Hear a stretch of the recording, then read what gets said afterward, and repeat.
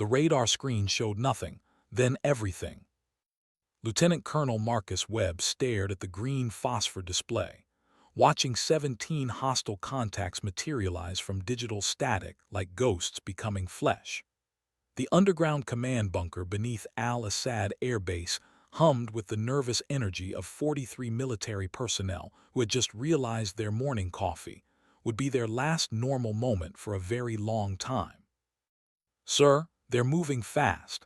Estimate 12 minutes until they reach the perimeter." Staff Sergeant Rodriguez's voice carried the particular strain of someone watching mathematics turn deadly. His fingers danced across the radar controls, confirming what everyone already knew but nobody wanted to say aloud. Webb's jaw tightened as he processed the tactical nightmare unfolding before him. 17 confirmed hostiles, mixed aircraft signatures, approaching from the northeast in a formation that spoke of professional military training rather than insurgent desperation. His base had exactly 4 operational aircraft: 2 F-16 Fighting Falcons with engine troubles, 1 F-15 Eagle with avionics issues, and something else entirely. The something else stood in Hangar 7, and nobody talked about it much. "Get me every available pilot," Webb barked, his command voice echoing off concrete walls designed to withstand direct nuclear strikes. "I don't care if they're eating breakfast, sleeping, or writing letters home. Every single pilot."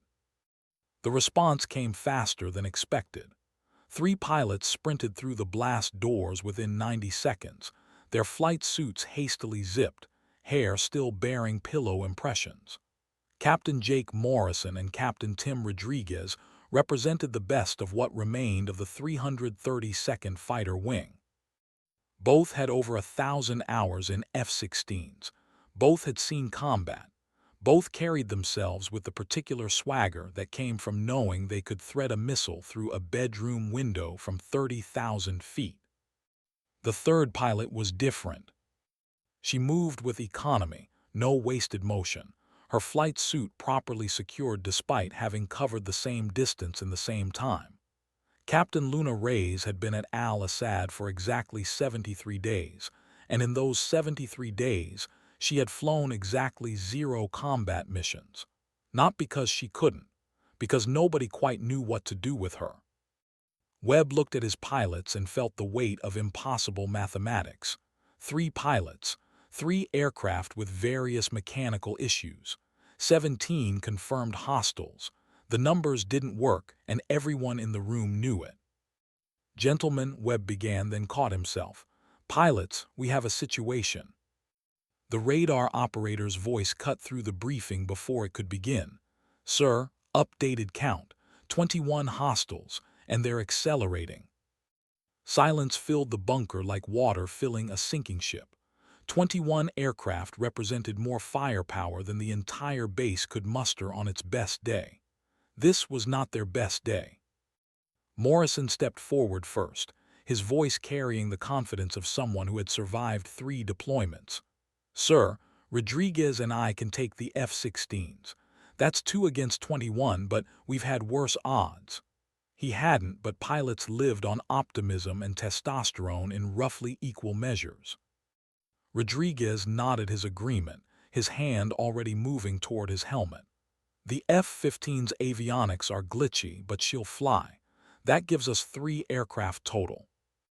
Webb found himself looking at Reyes, who had remained silent throughout the exchange. She stood at attention, but there was something in her eyes that made him pause. Not fear, something else entirely, something that looked suspiciously like anticipation.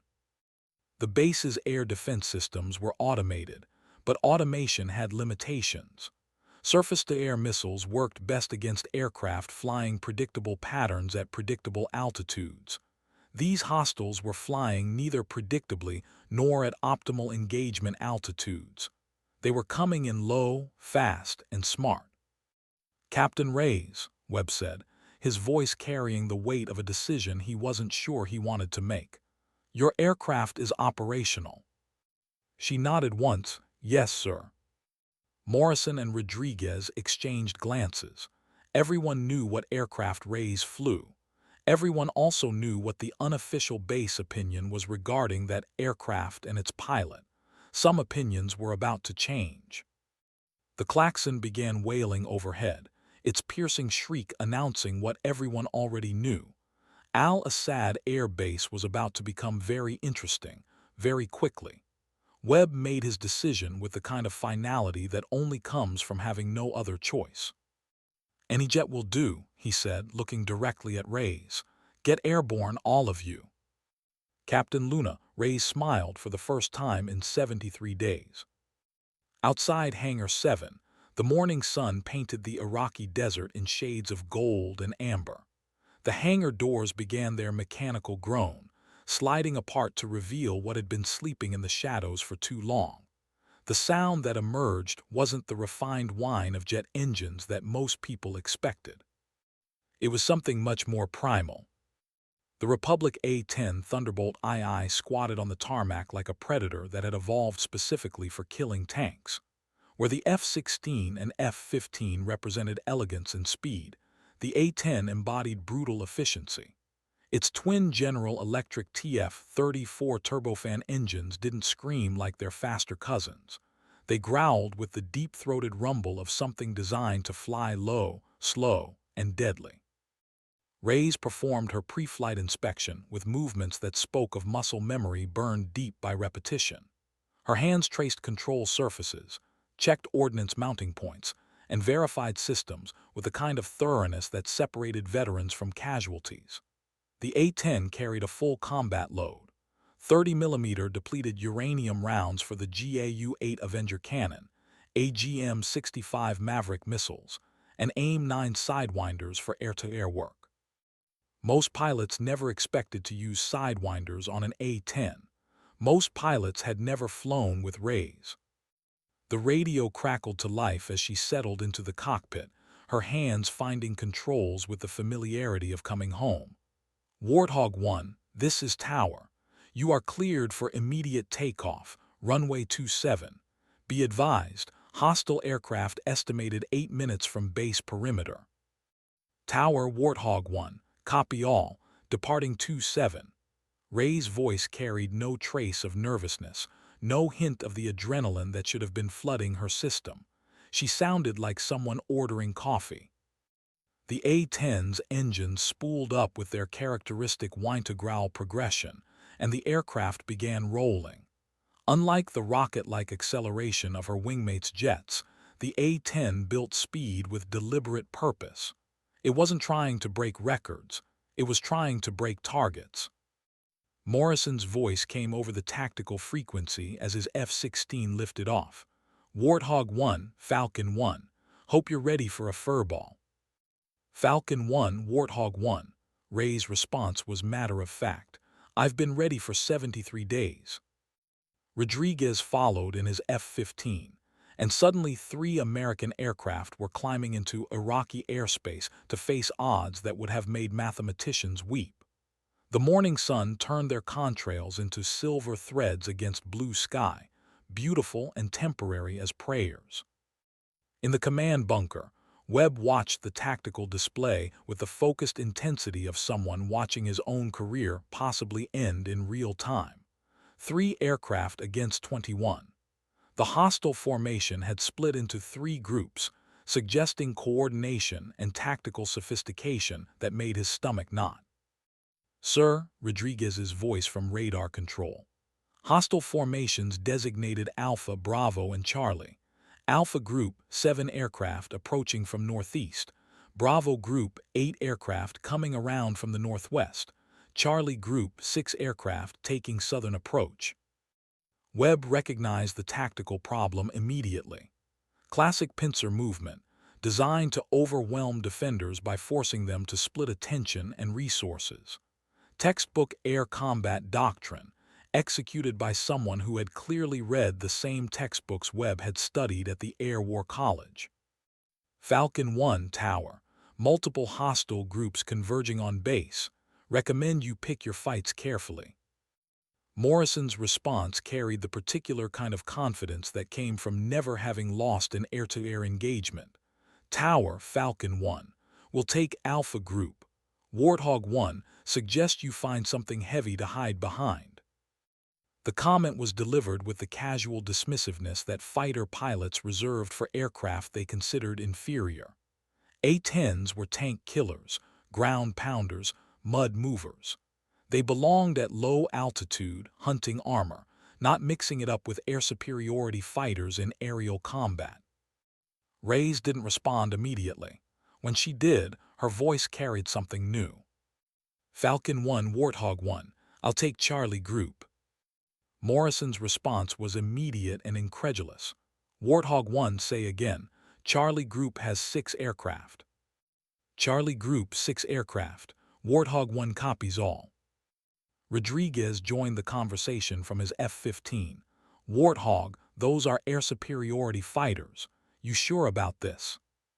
The pause that followed lasted exactly long enough for Webb, in his underground bunker, to question every decision that had led to this moment. Then Rey's voice came back, and it carried something that made everyone listening pay attention. Eagle 1, Warthog 1, I appreciate the concern. I'll handle Charlie Group. You boys take Alpha and Bravo, try to keep up. Later, when military historians analyzed the Battle of Al-Assad Air Base, they would identify that moment as the precise instant when the tactical situation shifted from desperate to something else entirely. Something that looked suspiciously like hope. The A-10 banked south, its wings cutting through morning air with purpose that transcended its ugly reputation. Behind the stick, Captain Luna Reyes felt the familiar weight of combat loading settling into her bones. She had been waiting 73 days for this moment. Some waits were worth it. 6 hostile aircraft appeared on her radar scope, flying in a formation that spoke of professional military training. Their electronic signatures identified them as late-model fighters, fast, well-armed, and flown by people who knew their business. Under normal circumstances, an A-10 pilot would call for backup, climb for altitude, and try to avoid engagement entirely. These were not normal circumstances. Reyes descended instead, pushing the A-10 toward the deck where its camouflage would blend with desert shadows and rocky terrain. The hostile formation maintained altitude, probably assuming the slow American ground attack aircraft was running for cover. They assumed incorrectly. The first Maverick missile left its pylon at a range of 12 miles, its infrared seeker head locked onto the heat signature of the lead hostile aircraft. The missile accelerated to Mach 2.8, crossing the engagement envelope in less than 30 seconds. The hostile pilot probably never saw it coming. The fireball bloomed against blue sky like a malevolent orange flower, and suddenly 5 hostile aircraft were trying to figure out where death had come from. Reyes had already changed direction, using terrain masking to break radar contact while lining up her next shot. Charlie 1 is down, she reported, her voice carrying the professional calm of someone discussing weather conditions. 5 remaining. Morrison's voice crackled over tactical frequency. Warthog 1, how the hell did you? His question was interrupted by the sound of air-to-air combat as Alpha Group engaged the 2 F-16s and F-15. The sky filled with electronic warfare signatures, missile launch warnings, and the particular chaos that came from multiple aircraft trying to kill each other in 3-dimensional space. Reyes ignored the radio chatter and focused on her immediate problem. 5 very angry hostile fighters who were now actively hunting the aircraft that had just killed their leader. She pulled the A-10 into a climbing turn that stressed the airframe to its design limits, using the aircraft's surprising maneuverability to position for another shot. The second Maverick found its target at 8 miles, and suddenly Charlie Group was down to 4 aircraft. But now they knew where she was, and they were coming fast. Warthog 1, multiple bandits inbound on your position. Suggest immediate evasive action. Rodriguez's voice carried the strain of someone fighting his own aerial battle while trying to provide tactical awareness to his wingmate. Reyes rolled the A-10 inverted and pulled through a split-S maneuver that brought her to treetop level over the Iraqi desert. The hostile fighters followed, their pilots probably thinking they had the American ground attack aircraft trapped in a disadvantageous position. They thought wrong. At 50 feet above ground level, traveling at 350 knots, the A-10 was in its element. The hostile fighters, designed for high-altitude interception and air superiority missions, found themselves in an environment that challenged every assumption they had made about air combat. Flying fast at low altitude over unfamiliar terrain was dangerous. Flying fast at low altitude over unfamiliar terrain while chasing someone who had spent 3 combat tours doing exactly that was something else entirely. The first hostile fighter clipped a radio antenna that hadn't appeared on his outdated charts.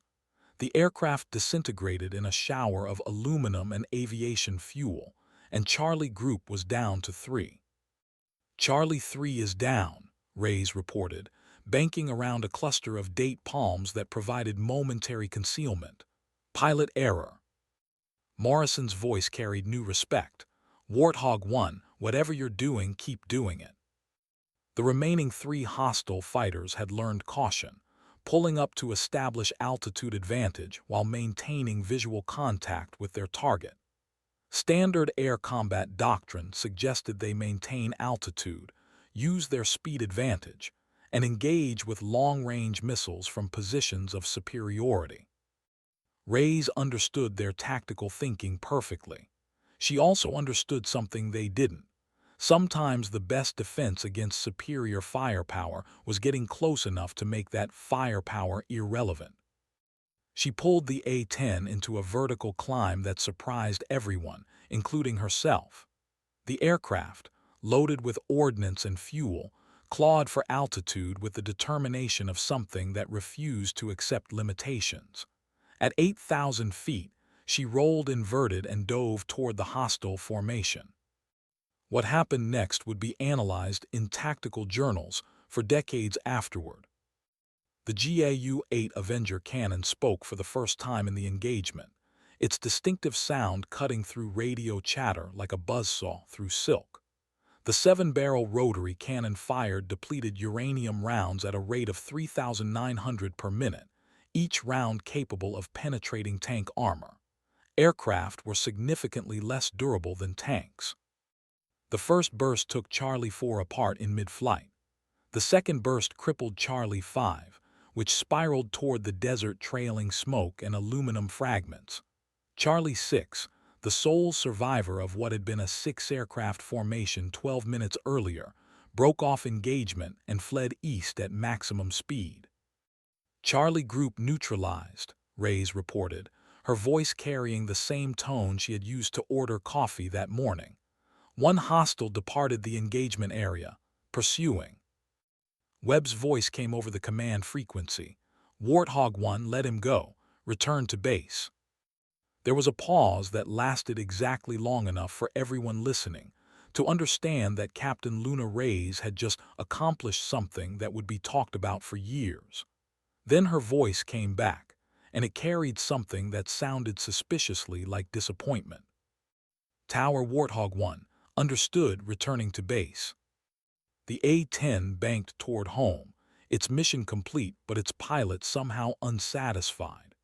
6 hostile aircraft had become 0 hostile aircraft in the space of 15 minutes, and the mathematics of aerial combat had been rewritten by someone whom everyone had underestimated. In the command bunker, Webb stared at his tactical display and tried to process what he had just witnessed. His radar screen showed Alpha and Bravo groups in full retreat, their pilots having apparently decided that discretion was the better part of valor after watching Charlie Group disappear from their scopes. All hostile formations departing the area, Rodriguez reported from his radar station. Threat level reduced to minimal. Morrison's voice crackled over the radio. Tower Falcon 1. All Alpha Group targets neutralized or departed, returning to base. Rodriguez followed. Tower Eagle 1. Bravo Group broke off engagement after observing Charlie Group's fate. also returning to base. 3 American aircraft had faced 21 hostile fighters and emerged victorious. The mathematics shouldn't have worked, but mathematics had apparently never met Captain Luna Reyes. The A-10 touched down on runway 27 exactly 37 minutes after takeoff, its landing gear kissing asphalt with the gentle precision of someone who had done this particular dance many times before. As the aircraft rolled out, ground crews gathered to inspect an airplane that had just redefined their understanding of air combat. Reyes shut down engines and began her post-flight checks with the same methodical precision she had shown before takeoff. Her hands moved across switches and controls with practiced efficiency, securing systems that had just performed flawlessly under conditions that would have challenged aircraft specifically designed for air-to-air combat. When she finally climbed down from the cockpit, the entire flight line had gone quiet.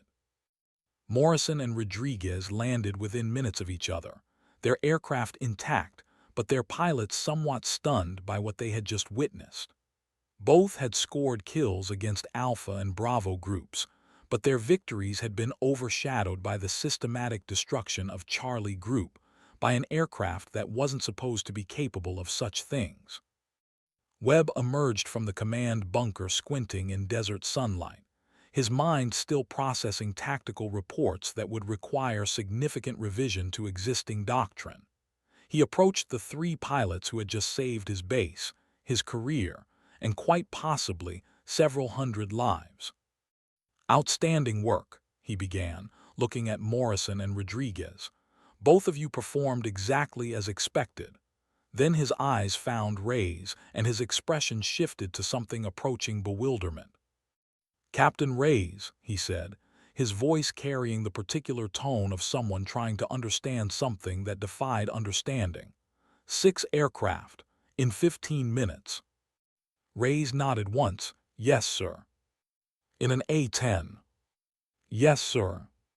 Webb paused, clearly wrestling with concepts that challenged everything he thought he knew about air combat. "How?"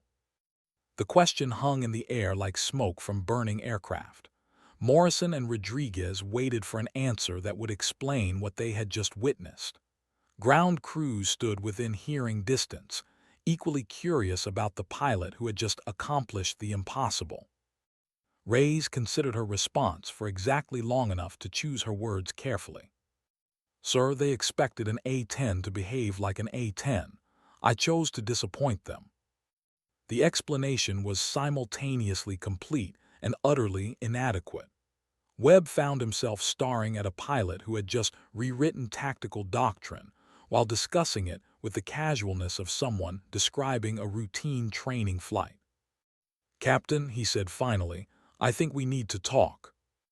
They walked toward the operations building, leaving behind an aircraft that looked exactly the same as it had that morning, but somehow felt entirely different. Ground crews swarmed the A-10, checking systems and ordnance levels, trying to understand how an airplane designed for ground attack had just dominated aerial combat against superior numbers. In the operations briefing room, Webb poured coffee from a pot that had been brewing since before dawn, and studied the pilot who had just changed everything he thought he knew about warfare. "Your call sign," he said, settling into a chair that creaked under the weight of decisions that would need to be made. "Warthog 1. How long have you been flying A-10s?" "7 years, sir." "Combat experience?" "3 deployments, Afghanistan, Iraq, Syria." Webb nodded, processing information that should have been in her personnel file, but somehow felt new when filtered through the lens of what he had just witnessed. "Ground attack missions." "Primarily, sir." "Air-to-air combat." Reyes paused, and something flickered across her expression that Webb couldn't quite identify. "Occasionally." The word hung between them, loaded with implications that would require further exploration. Webb had read her personnel file, but personnel files didn't capture the subtleties that separated good pilots from legends. "Captain," he said finally, "I'm going to ask you a direct question, and I need a direct answer." Reyes straightened in her chair, her attention focused with the intensity of someone who understood that careers could pivot on the next few words. How many air-to-air kills do you have? The silence that followed lasted exactly long enough for Webb to understand that he was about to learn something that would change his perspective on everything. When Reyes finally answered, her voice carried the weight of secrets that had been kept too long. Including today, sir, 17. Webb set down his coffee cup with the careful precision of someone who had just received information that challenged fundamental assumptions about reality. 17 air-to-air kills in an aircraft designed for ground attack represented a statistical impossibility that had apparently never received the memo about being impossible. 17, he repeated, his voice carrying the tone of someone testing whether words meant what he thought they meant. Yes, sir. In an A-10. Yes, sir. Webb leaned back in his chair and stared at a pilot who had just revealed herself to be something entirely different from what her personnel file suggested. 17 air-to-air kills would make her one of the most successful fighter pilots in the modern Air Force. 17 air-to-air kills in an aircraft that wasn't designed for air-to-air combat made her something that defied categorization entirely. Why, he asked, is none of this in your official record? The question touched something that Reyes had been carrying for longer than she cared to admit. Her expression shifted, revealing layers of frustration, resignation, and something that looked suspiciously like anger carefully held in check. Sir, the Air Force has very specific ideas about what A-10 pilots are supposed to do. Air-to-air kills in a ground attack aircraft create complications for people who write doctrine and manage careers. Webb understood immediately. Military bureaucracy had a limited tolerance for anomalies, especially anomalies that challenged existing categories and classifications. A pilot who excelled at air-to-air combat in an aircraft specifically designed for ground attack created problems for people whose jobs involved fitting square pegs into round holes. So they buried it. They reassigned me to training duties, sir, 3 times. Each time I deployed, the same thing happened. Each time I returned, they found new ways to ensure I wouldn't deploy again. The picture became clearer with each revelation. The Air Force had produced a pilot capable of extraordinary performance, then systematically prevented her from performing at that level because her capabilities didn't fit predetermined categories. Until now. Until now, sir. Webb found himself looking at a career decision that would define the rest of his military service. He could follow established protocols, file appropriate reports, and allow the bureaucracy to once again bury capabilities that didn't fit standard templates. Or he could do something different.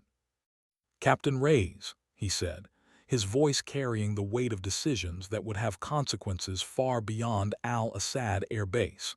How would you like a permanent change of assignment? The offer hung in the air between them, loaded with possibilities that both understood would change everything. Reyes had been waiting 73 days for someone to ask the right question. Webb had been commanding air bases for 8 years without ever encountering a pilot who could rewrite tactical doctrine during a 15-minute engagement. What did you have in mind, sir? Webb smiled for the first time since the morning's radar contacts had appeared on his screen. How do you feel about forming a new squadron? Outside the operations building, the Iraqi sun climbed toward its noon zenith, painting the air base in harsh light that revealed details usually hidden in shadow. Ground crews continued their inspection of an A-10 that had just proven itself capable of things that textbooks said were impossible. Morrison and Rodriguez stood near the aircraft, their conversation carrying the particular intensity that came from pilots trying to process something that challenged fundamental assumptions about their profession. 17 kills, Morrison said, his voice carrying disbelief that hadn't diminished despite multiple repetitions. In a warthog. Rodriguez nodded, his expression reflecting similar bewilderment. "I've been flying F-15s for 6 years. I have 4 air-to-air kills, and I thought I was doing pretty well." They both stared at the A-10, trying to reconcile its ungainly appearance with its demonstrated lethality. The aircraft looked exactly like what it was, a flying gun platform designed to kill tanks. That it had just systematically destroyed 6 air superiority fighters suggested possibilities that neither pilot had previously considered. "Think they'll promote her?" Morrison asked. Rodriguez considered the question with the seriousness it deserved. "Think they'll court-martial her?" The conversation died as they both contemplated an air force that had very specific ideas about how things were supposed to work, and very limited tolerance for people who demonstrated that those ideas might be incomplete. Inside the operations building, Webb was discovering that forming new squadrons required considerably more paperwork than winning air battles.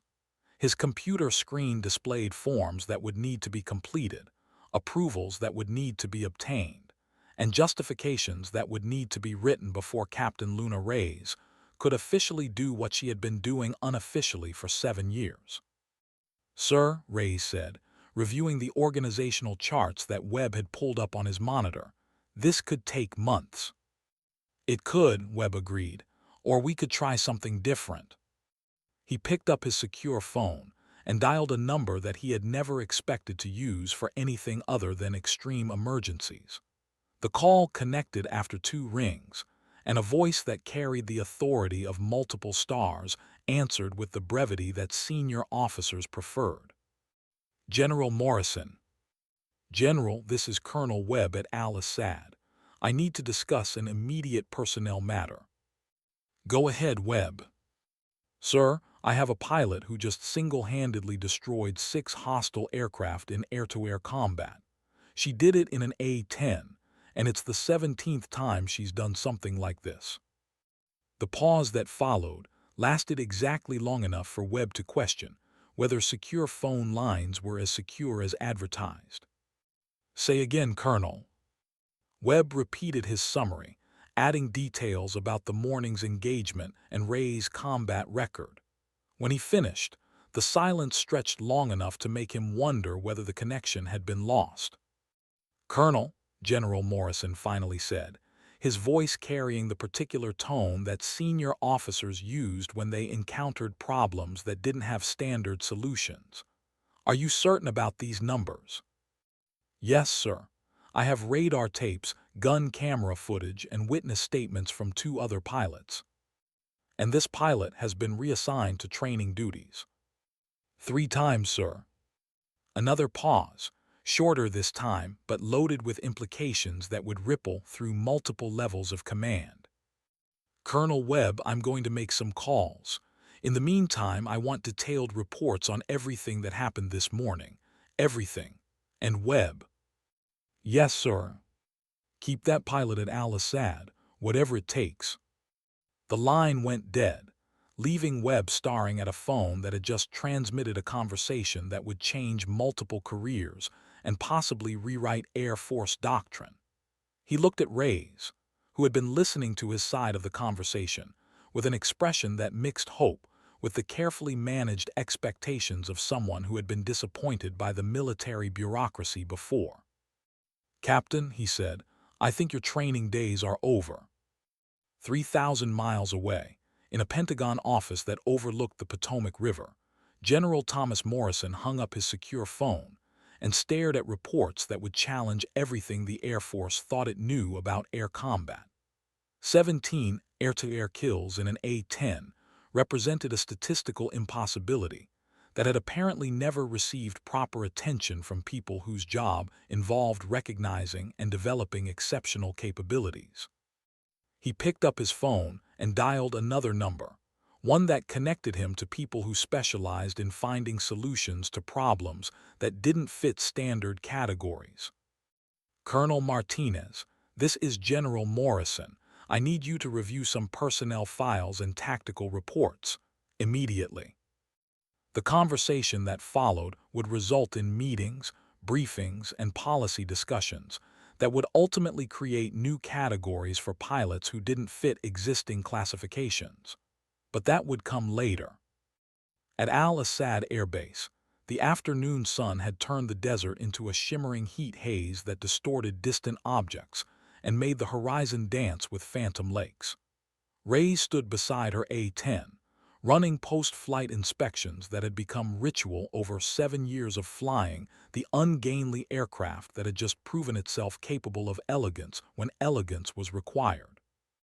Her hands traced control surfaces and checked ordnance mounting points with the methodical precision of someone who understood that attention to detail separated professionals from casualties.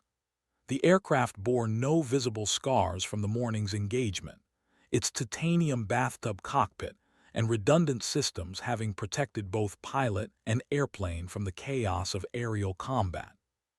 Ground Crew Chief Technical Sergeant Williams approached with the cautious respect that enlisted personnel reserved for officers who had just accomplished something remarkable. "Ma'am," he said, his voice carrying genuine curiosity, "mind if I ask how you learned to fly an A-10 like that?" Reyes paused in her inspection and looked at a man who had been maintaining A-10s for 12 years without ever seeing one used for air-to-air combat. His question deserved an honest answer. "Sergeant," she said, "the A-10 is the most honest airplane ever built. It doesn't lie to you, doesn't pretend to be something it's not, and doesn't quit when things get difficult. If you treat it with respect and understand its capabilities, it will do things that surprise everyone."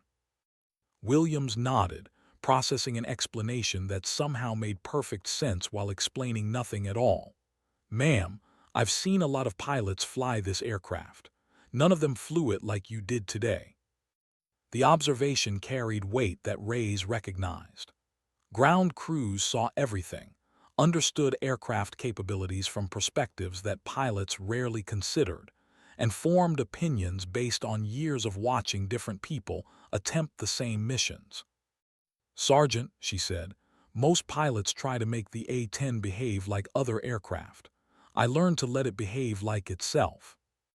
The explanation was simultaneously complete and utterly inadequate, but it contained a truth that Williams understood intuitively. Aircraft, like people, performed best when allowed to express their natural capabilities rather than being forced into roles that conflicted with their design. "Ma'am," he said, "it's been an honor maintaining your aircraft." The words carried weight that transcended normal military courtesy. Williams had just witnessed something that would define his understanding of air combat for the rest of his career, and he understood that he had played a small but crucial role in making it possible. Reyes completed her inspection as the sun began its descent toward the western horizon, painting the air base in golden light that softened the harsh edges of military reality. Her A-10 stood ready for whatever tomorrow might bring, its systems checked, its ordnance replenished, its capabilities proven beyond any reasonable doubt. In the operations building, Webb completed the last of 17 different reports that would work their way through various levels of command, each document adding another piece to a puzzle that would ultimately reshape Air Force understanding of air combat capabilities. His computer screen displayed message confirmations from offices in Germany, Virginia, and Washington, each acknowledgement representing another step in a process that would have consequences far beyond Al-Assad Air Base. His secure phone rang with the particular tone that indicated priority communications. "Webb." "Colonel, this is Colonel Martinez from Pentagon Personnel. I understand you have a pilot who needs special consideration." "That's correct. I've reviewed the preliminary reports. 17 air-to-air kills in an A-10 represents capabilities that don't fit our current classification system." Webb understood immediately that he was speaking with someone who specialized in solving problems that challenged bureaucratic assumptions. "What do you recommend, Colonel?" "We're creating a new category, experimental tactics evaluation. Your pilot will be assigned to develop and test air combat procedures for aircraft operating outside their primary mission parameters. The solution was elegant in its simplicity and radical in its implications. Rather than forcing exceptional capabilities into standard categories, the Air Force was creating new categories for exceptional capabilities. When does this take effect? As of this conversation, Colonel, your pilot just became the first member of a squadron that doesn't officially exist yet. Webb smiled as he processed the implications of a conversation that had just solved problems he hadn't even finished identifying. "Colonel Martinez," he said, "I think this is the beginning of something interesting."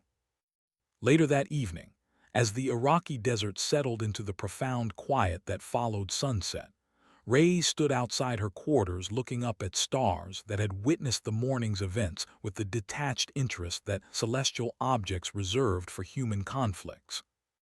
Her phone buzzed with a text message from a number she didn't recognize. "Captain Ray's. Report to Colonel Webb's office at 800 tomorrow. We have work to do. Colonel Martinez, Pentagon personnel." She read the message twice, understanding that her 73 days of waiting had finally ended and something entirely new was about to begin. The stars offered no comment on the message or its implications, but then again, stars had seen stranger things than air forces that learned to adapt. 17 air-to-air kills in an A-10 had been impossible until someone proved it wasn't. Tomorrow would reveal what other impossibilities were waiting to be disproven by people who understood that limitations existed primarily in the minds of those who accepted them without question. The desert wind carried the scent of change across Al-Assad Air Base, and Captain Luna Reyes smiled as she contemplated possibilities that had no names yet.